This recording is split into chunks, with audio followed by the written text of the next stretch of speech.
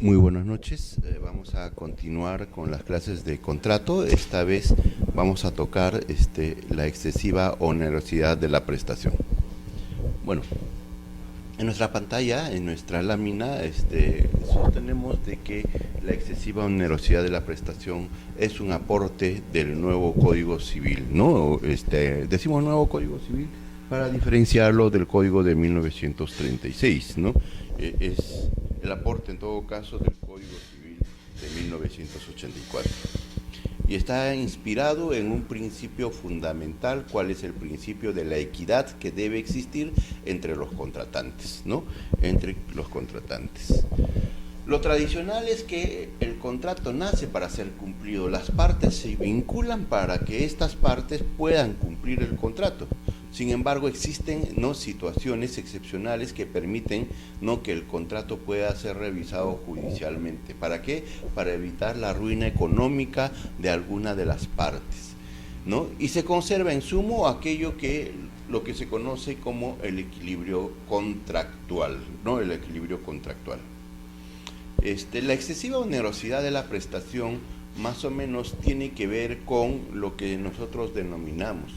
Yo me vinculo con una persona en la medida, y voy a cumplir el contrato en la medida que la situación no cambie, la situación no varía, pero si esa situación no varía perjudicándome, entonces puedo invocar la excesiva onerosidad de la prestación a efectos de que se reduzca o aumente la prestación o se resuelva el contrato según le podamos dar solución a este tema, ¿no? A este tema. Entonces, la excesiva onerosidad de la prestación es una manera de equilibrar las prestaciones, equilibrar a las partes en la ejecución del contrato, ¿no? El artículo 1440 del Código Civil establece que si la prestación llega a ser excesivamente onerosa por acontecimientos extraordinarios e imprevisibles, la parte perjudicada puede solicitar al juez se reduzca o que aumente la contraprestación, o al final no se resuelva, a fin de que cese la excesiva onerosidad. En principio, quien pide la excesiva onerosidad de la prestación no puede invocar la resolución del contrato, ¿no? Puede invocar, en principio, se reduzca o se aumente la contraprestación. Sin embargo, la parte demandada podría pedir al juez, que se resuelva el contrato, que se resuelva el contrato.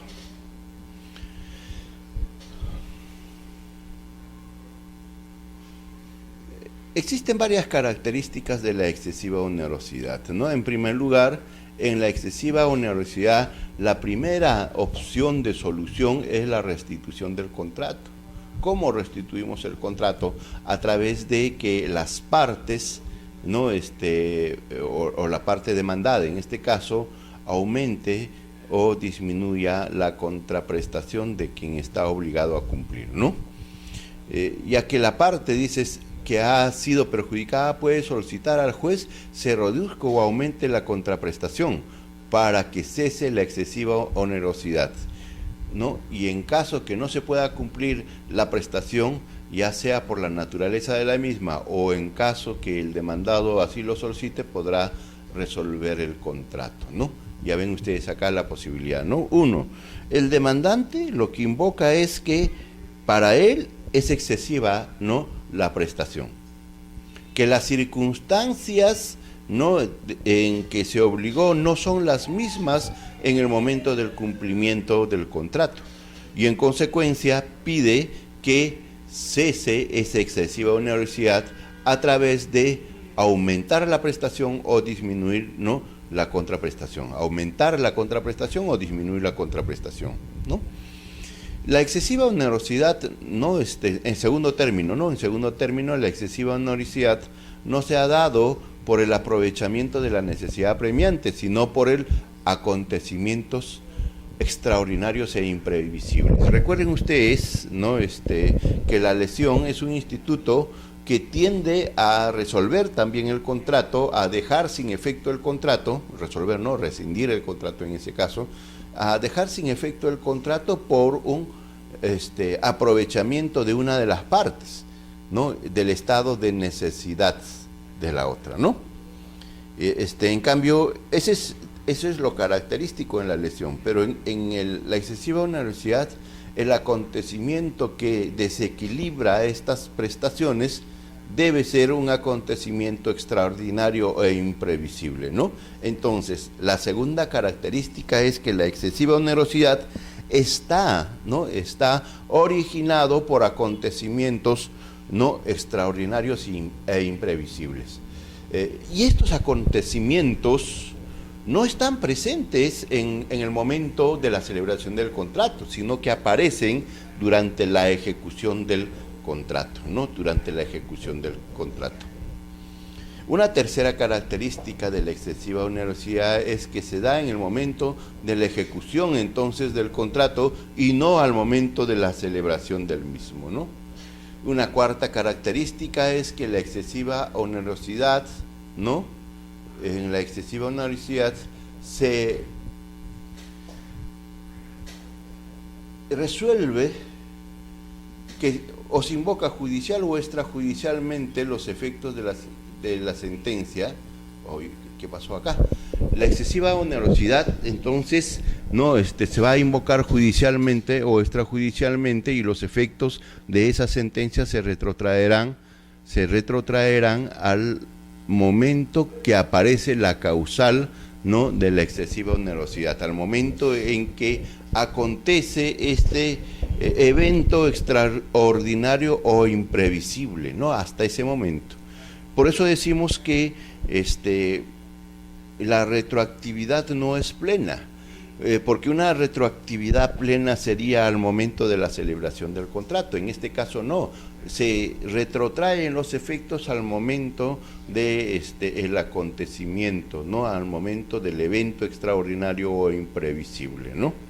Esa es la cuarta característica. Entonces, la retroactividad de los efectos de la sentencia, no hasta el momento en que aparezca, hasta el momento en que apareció, ¿no? la causal, ¿no? de la excesiva onerosidad de la prestación, que es un acontecimiento imprevisible, ¿no? y extraordinaria. Una característica quinta es que la excesiva onerosidad es subjetiva, ¿no? Es subjetiva, ya que el juez es la que va a determinar si aumenta o reduce la contraprestación, ¿no? Y en caso que hay pedido de la parte demandada, ¿no? De la resolución del contrato, también el juez podrá admitir esta resolución del contrato, ¿no?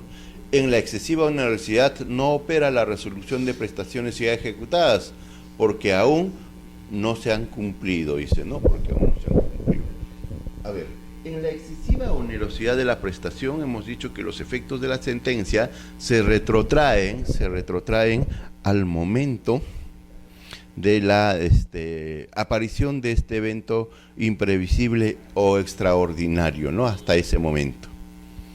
Una sexta característica de la excesiva onerosidad es que la caducidad de la acción por excesiva onerosidad de la prestación caduca a los 3 meses de producidos los acontecimientos extraordinarios o imprevisibles, en lo cual corre a partir en que haya desaparecido los acontecimientos antes mencionados. Es decir, en el esquema de la acción de pedir una excesiva onerosidad, es decir, que cesen, ¿no? los efectos de esa excesiva onerosidad, ya sea aumentando la prestación o disminuyendo la prestación, ¿no? Se va a contar a partir, o sea, el plazo de caducidad se va a contar a partir de que aparezca esta causal, ¿no? Esta causal de imprevisible, este acontecimiento imprevisible y extraordinario, ¿no? Extraordinario. Elementos condicionantes de la excesiva onerosidad de la prestación. Elementos condicionantes de la excesiva onerosidad de la prestación, ¿no? Un primer elemento es que la excesiva onerosidad de la prestación se da en contratos de ejecución continuada, periódica y diferida, ¿no? En contratos de ejecución, ¿no?, continuada, periódica o diferida. Muchas veces no podemos comprender algunos conceptos como esto, ¿no? ¿Qué cosa es de ejecución continuada, no de ejecución periódica o de ejecución diferida, ¿no? Cuando nosotros concurrimos a una tienda determinada y, por ejemplo, nos compramos calzado, ¿no? Nosotros pagamos por el precio del calzado y los de la tienda nos entregan los calzados. Este tipo de contrato es contrato de ejecución instantánea, ¿no? Pagamos precio, nos entregan el producto, ejecución instantánea, no es en otro momento. Al momento de celebrarse el contrato, ¿no?, las prestaciones han sido ejecutadas, ¿no? Ejecución instantánea o ejecución inmediata, con prestaciones de ejecución inmediata, ¿no?, o instantáneas. Eso sería un contrato de ejecución instantánea. A diferencia, ¿no?, los contratos de ejecución diferida es que no es en el momento de la celebración, inmediatamente después de la celebración, que se ejecutan las prestaciones, sino que se difieren hasta otro momento, ¿no? Hasta otro momento. Imaginemos que en este momento yo me obligo a donar una laptop. Estamos haciendo una donación para una ONG determinada, vamos a suponer, ¿no? Y yo digo, pero la donación, la entrega va a ser de acá en un mes. Entonces, este tipo de contrato se llama de ejecución diferida, ¿no? ¿Eso qué quiere decir? De ejecución diferida. ¿Qué quiere decir eso? Que no va a ser en el momento de la celebración del contrato, sino en otro momento posterior, existiendo, por tanto, entre el momento de la ejecución y el contrato, un intervalo de tiempo. En ese caso hablamos de contratos de ejecución diferida.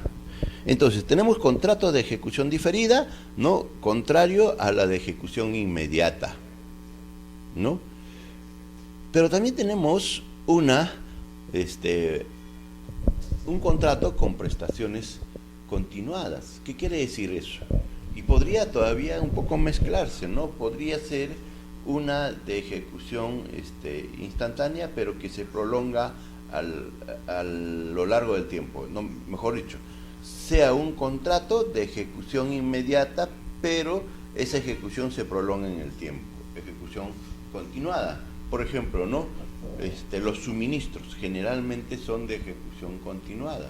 Nosotros estamos suministrando un determinado producto día a día, ¿no? Y esto será pues de ejecución continuada, cuando las prestaciones se realizan en forma continua. En cambio, las de ejecución periódica son con intervalos de tiempo, ¿no? La ejecución periódica sería, no, cada mes el proveedor estaría entregando productos, entonces es con prestaciones periódicas, ¿no? Con prestaciones periódicas. Entonces, las características para que opere, ¿no?, la excesiva onerosidad de la prestación es que esto procede en los contratos de ejecución continuada, periódica o diferida. En los contratos ya ejecutados no se da la excesiva onerosidad. Claro, miren, para que exista una ejecución, una prestación, ¿no?, y esta se convierta en excesivamente onerosa, lo que tiene que pasar es que debe haber un momento, debe aparecer esta causal, ¿no?, este evento extraordinario e imprevisible, pero luego de la celebración del contrato. Esa es la característica, ¿no?, que se dé la excesiva onerosidad por acontecimientos posteriores a la celebración del contrato, de carácter extraordinario e imprevisibles, como por ejemplo, dice acá, ¿no? La subida de precios de los materiales, ¿no? Que voy yo a usar en la construcción de un edificio. Yo contrato con una persona a construirle, ¿no? Un edificio, y me obligo a proporcionar materiales, y en función a eso se saca el costo del edificio y esta empresa está obligada a pagarme ese precio. Pero ¿qué resulta? ¿No? Por circunstancias, ¿no? extraordinarias e imprevisibles, el ladrillo que valía 1 sol ahora vale 5. Y entonces, al menos en los ladrillos, ¿no? Yo no he calculado, pues de ninguna manera, yo no he calculado que me va a costar 5 soles el ladrillo, yo estoy calculando que me va a costar, ¿no? 1 sol. Pero estos acontecimientos extraordinarios hacen de que el material que costaba 1 sol ahora pase a 5, lo que hace es que yo no tenga la posibilidad de cumplir con el contrato, porque a mí me va a costar 5 veces más la ejecución. Yo había calculado un porcentaje de ganancia de 20 o 30%, ¿no? Global, pero con esto no voy a tener, ¿no? Ni 0%, voy a tener en negativo, ¿no? El hecho extraordinario será aquel que está alejado de lo que frecuentemente sucede como una situación normal o corriente. En cambio, lo imprevisible está vinculado a acontecimientos ordinariamente puede esperarse, ¿no? Puede esperarse. Esto es lo que surge del razonamiento común y corriente de los seres humanos. En ambos conceptos han sido y son y serán discutidos en la doctrina y difícilmente se alcanzará un consenso. En todo caso, ambos factores deben ser evaluados por el juez, ¿no? Entonces, de esta lámina que tenemos, ¿no? Que la excesiva onerosidad de la prestación es una forma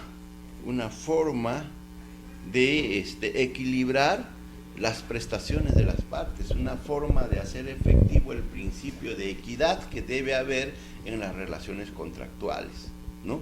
Y por eso es que nosotros vamos a eliminar, ¿no? aquellas circunstancias que convierten en excesivamente oneroso, ya sea aumentando el precio o disminuyendo el precio, o en este caso la contraprestación, ¿no? La contraprestación.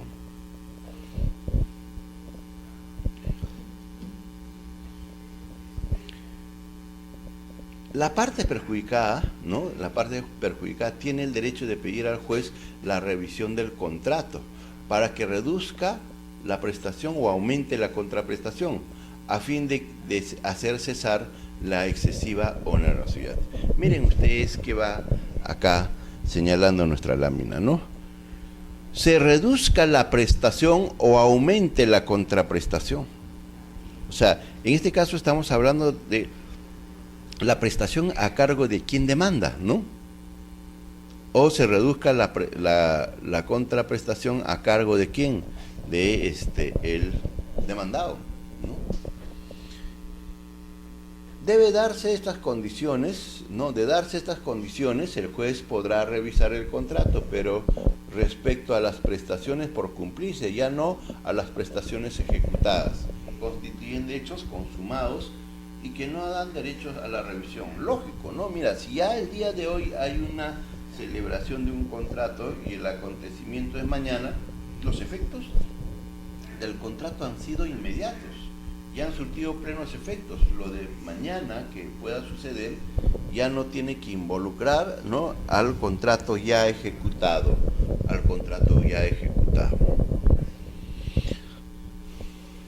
Efectos de la excesiva onerosidad de la prestación. ¿Cuáles son los efectos de la excesiva onerosidad de la prestación? En primer lugar, que el juez regule, ¿no? la situación, la relación jurídica a través de equilibrar las prestaciones a cargo de las partes, ¿no? El juez ¿no? Debe regular equitativamente, ¿no? Debe regular equitativamente o fallar equitativamente, ¿no? Si no fuera posible su regulación, el juez ordenará en forma excepcional la resolución del contrato. O sea, el primer efecto es que se regule equitativamente. En segundo lugar, si no se puede regular equitativamente, entonces excepcionalmente se produce la resolución del contrato, ¿no? No es aplicable la excesiva onerosidad en las prestaciones ejecutadas. Este es el otro efecto, ¿no? No procede la acción por excesiva onerosidad de la prestación cuando su ejecución se ha diferido por dolo o causa o dolo o culpa como causas causadas por la parte perjudicada, ¿no? A ver, ¿qué dice entonces este efecto, no? Este efecto nos dice que no procede la acción por excesiva onerosidad de la prestación cuando su ejecución ha sido diferida por dolo o culpa de la parte perjudicada.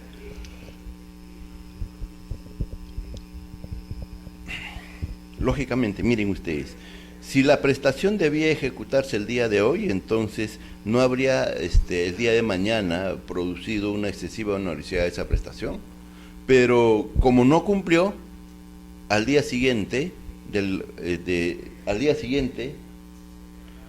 plazo convenido para cumplirlo, ocurre un evento extraordinario e imprevisible y entonces esta vez sí es culpa, ¿no?, del deudor. Imaginemos, ¿no?, que tenía que ir a recibir el carro y no lo hizo, pero ahora como no recibe el carro, al día siguiente, o no entrega el carro, en este caso sería, no entrega el carro, al día siguiente resulta una situación imprevisible y extraordinaria, pero la otra parte, ¿no? La otra parte, en este caso que estamos planteando, a ver, volvemos a plantear el caso, ¿no?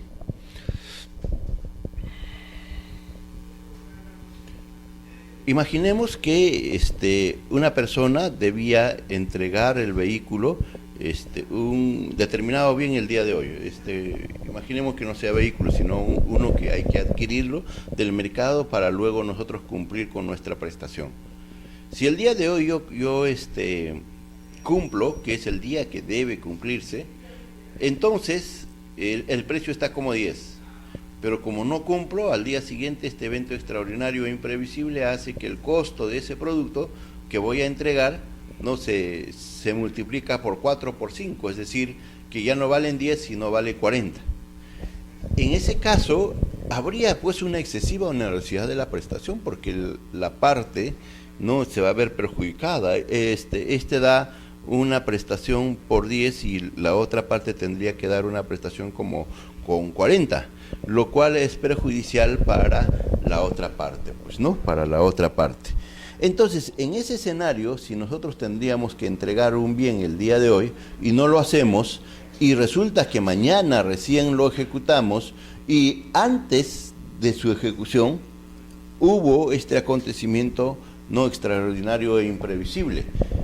Esto hace que lo que el día de hoy valía 1, el día de mañana vale 5 por una situación extraordinaria e imprevisible. Nuevamente decimos, ¿no? En este caso, como la persona tenía que cumplir la prestación el día de hoy, no lo hace, entonces es culpa o dolo de la persona que no lo hace el día de hoy. Y al día siguiente lo que tiene que pasar, ¿qué cosa es? ¿No? O lo que pasa es esta situación imprevisible o extraordinaria, y lo que ocurre es que ha generado una excesiva onerosidad, pero habría sido generada esa excesiva onerosidad por dolo o culpa de la parte perjudicada, y en ese caso no hay excesiva onerosidad de la prestación. En ese caso no hay excesiva onerosidad de la prestación.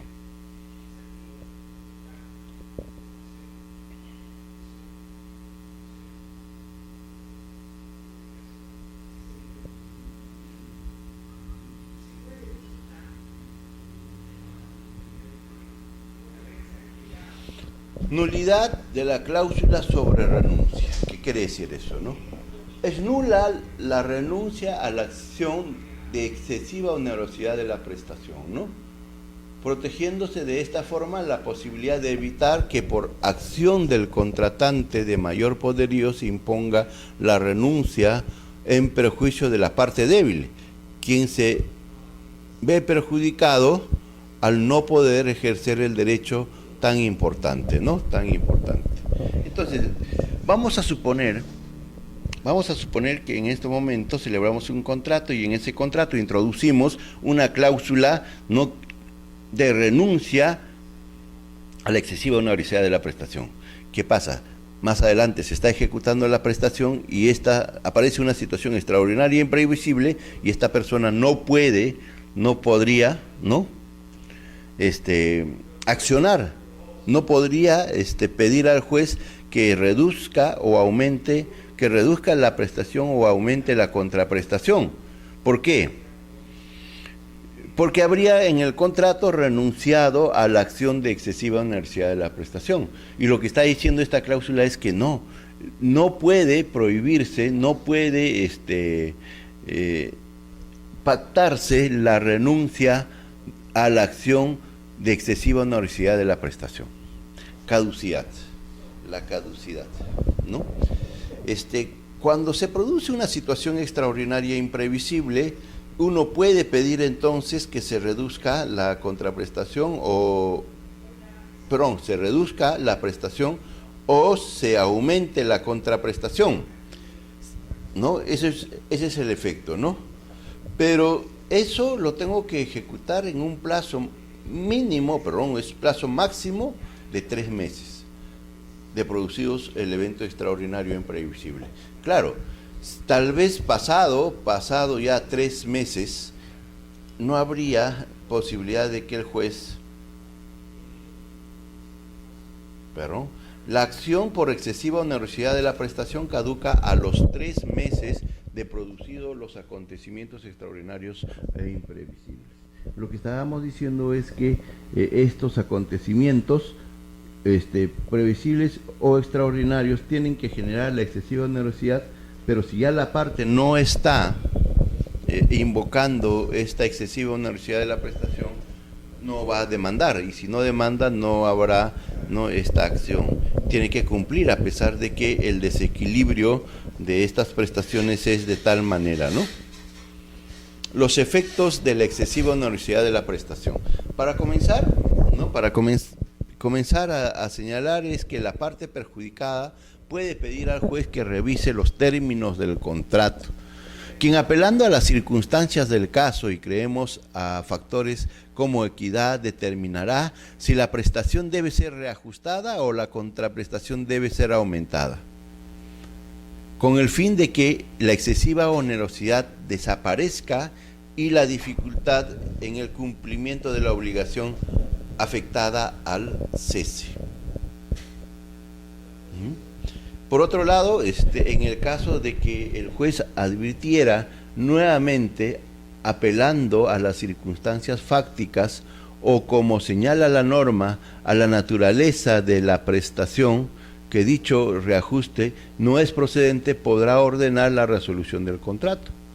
Ahora, dicha posibilidad de resolución puede ser solicitada por el demandado, aunque por lo dispuesto en la última parte del artículo 1430. A ver, entonces, el juez puede disminuir la contraprestación aumentar la contraprestación o disminuir la prestación para equilibrar estas prestaciones.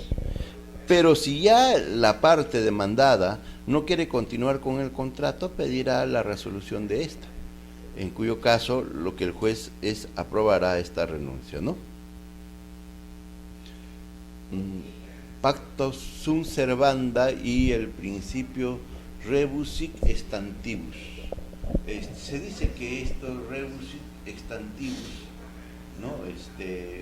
Es un principio que antaño,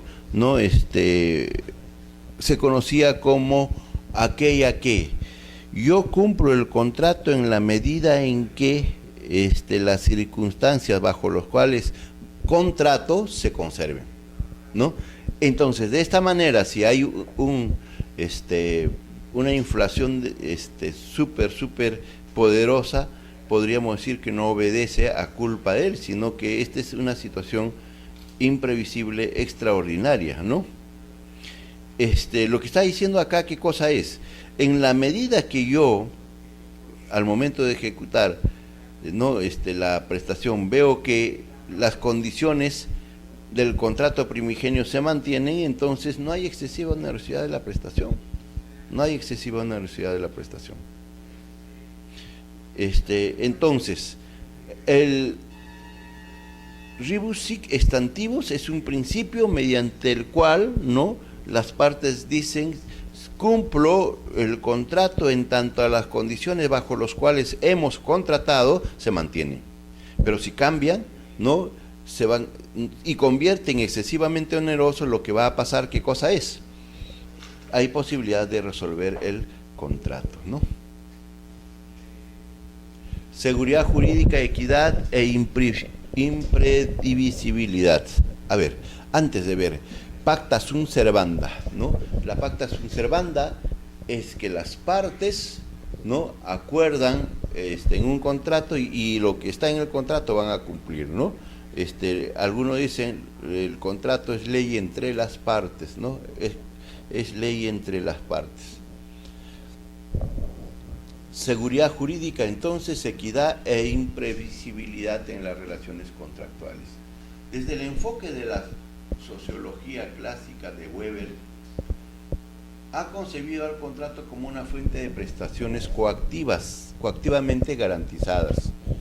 En ese sentido, podría decirse entonces que la garantía de las prestaciones nacidas de un contrato, usualmente relacionados a la adquisición, explotación económica de bienes y a la prestación de servicios, radica en su imperioso e inexorable cumplimiento, ¿no?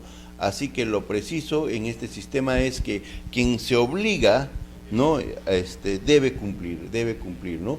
Y debe respetar su palabra, ¿no? Debe respetar su palabra. Hoy el intercambio está predominantemente garantizado por la coacción jurídica, ¿no? De un modo normal se interesa adquirir mediante el intercambio de derechos, ¿no?, subjetivos. Por tanto, expresado en el lenguaje sociológico, la probabilidad del apoyo del aparato estatal para los poderes de disposición, los bienes económicos son hoy normalmente al mismo tiempo derechos subjetivos adquiridos legalmente y en el orden económico constituyen un cosmos, ¿no?, con un material, de este material, ¿no?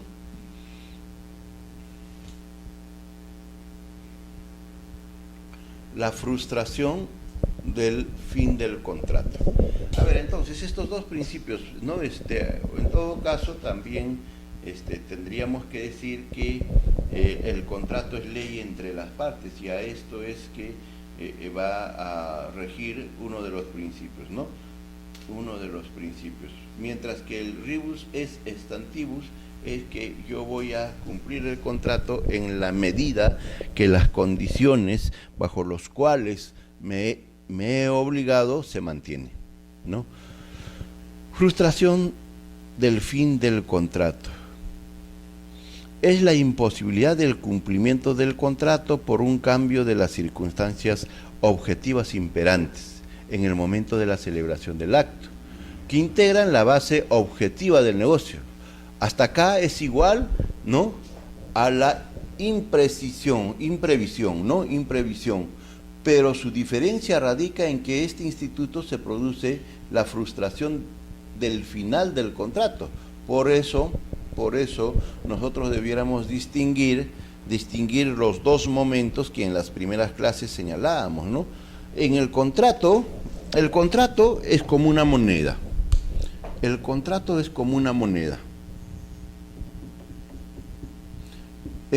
Una de las caras sería el contrato como acto. Y en la segunda cara sería contrato como norma. Normalmente, ¿no? Comúnmente, cuando uno celebra el contrato, inmediatamente se ejecutan las prestaciones, y son la mayoría de los contratos que se celebran en el Perú son de ejecución instantánea, ¿no?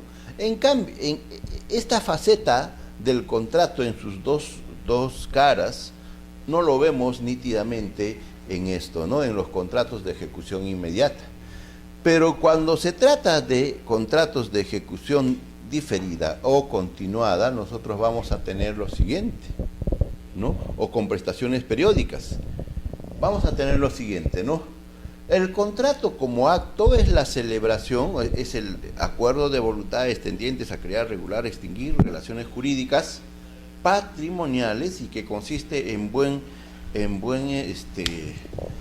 una definición práctica, es que nosotros elaboramos el contrato y las firmamos.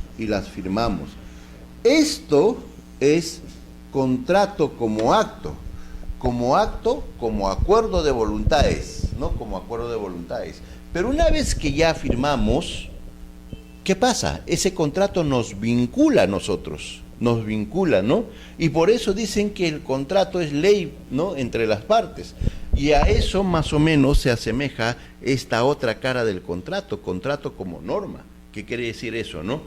Ya, está bien, el contrato como acto terminó firmándose un contrato, pero no es así tan fácil el contrato, sino que luego viene su ejecución, en este caso diferida, ¿no? Viene su ejecución, en este caso diferida.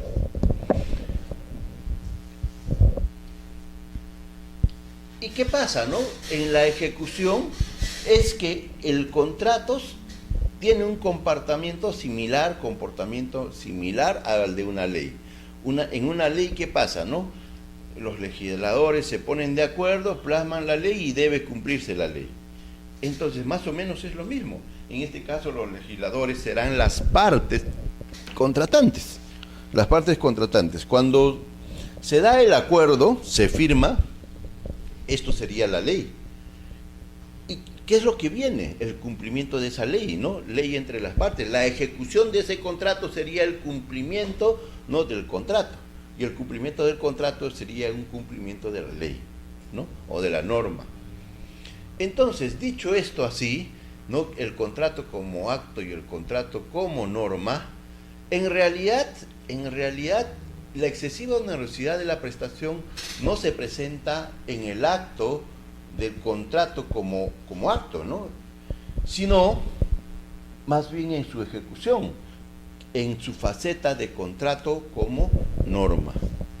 En la faceta del contrato como norma. Como él tiene, acá la norma dice que él tiene que entregar un vehículo con estas características y el precio es tanto. Entonces, si no encuentra en el mercado, o por X motivos, tal vez habían 2 o 3 y estos 2 o 3 fueron adquiridos por un coleccionista, ¿no? Y entonces no hay posibilidad, sería una imposibilidad, ¿no? Una imposibilidad o una imprevisibilidad también, ¿no?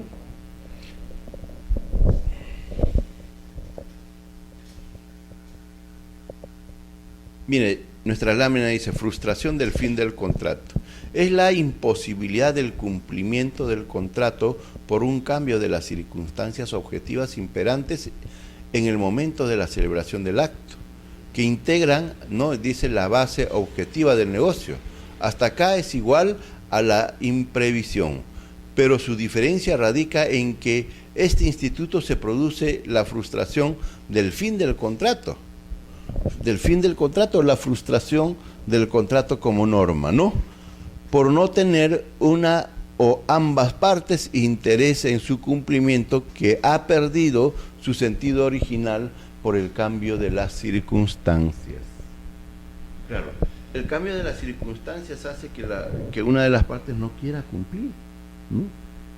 Y lo que está invocando es, ¿no?, judicialmente, que se declare la excesiva onerosidad de la prestación. Requisitos de la excesiva onerosidad de la prestación. Dice, el requisito es que exista un acontecimiento extraordinario e imprevisible, no normal, anormal. Sobreviniente no es en la celebración del contrato, sino en un acto posterior al contrato, ajena a la voluntad de las partes. Este hecho de la imprevisibilidad, ¿no?, es que las partes no tienen, ¿no?, manejo de estos, es ajeno al de las partes, ¿no?, que no haya sido provocada por ninguna de ellas, que no haya sido generado en mora de ellas, que incida sobre la finalidad del contrato de manera que malogre el motivo por el cual se impuso a contratar, al punto que desaparezca el interés o utilidad en la subsistencia del contrato. ¿No? La excesiva onerosidad de la prestación procede en los contratos onerosos de ejecución diferida o continuada, ¿no? Eso es lo que hay. Sin embargo, cuando nosotros revisamos toda la teoría hasta hoy, ¿no?, hasta este momento expuestos, están plenamente identificados por la doctrina. Sin embargo, cuando nosotros revisamos los artículos pertinentes al Código Civil sobre la excesiva onerosidad de la prestación, ¿no?, nos da la posibilidad también de que exista excesiva onerosidad de la prestación en contratos con prestaciones únicas o contratos, ¿no?,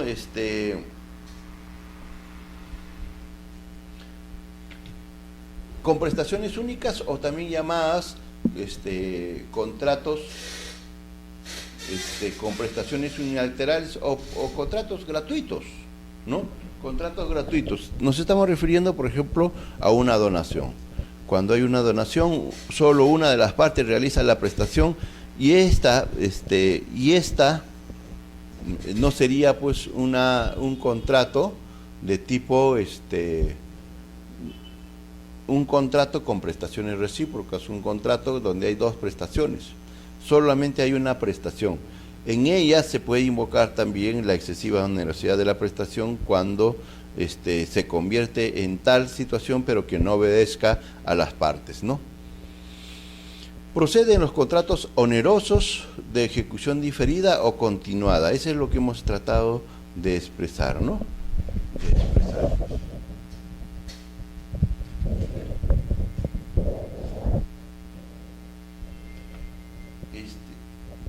Una situación más, ¿no? Nosotros contratamos el día de hoy un contrato que se denomina aleatorio, contrato aleatorio, en el cual el alias es algo imprevisible, ¿no?, que no esté determinado.